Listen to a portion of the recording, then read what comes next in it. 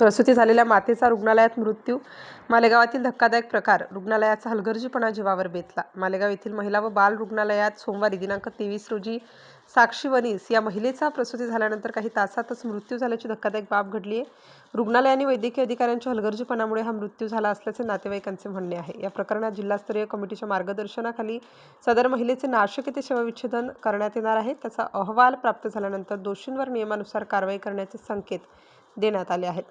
मालेगावातील सावित्रीबाई फुले महिला रुग्णालयात बागलाण तालुक्यातील करंजाड येथील साक्षी शंकर वनीस ही 22 वर्षीय महिला रविवारी दिनांक 22 रोजी दुपारी प्रसूतीसाठी दाखल झाली होती. या महिलेचे रविवारी सायंकाळी सीझर करण्यात आले होते.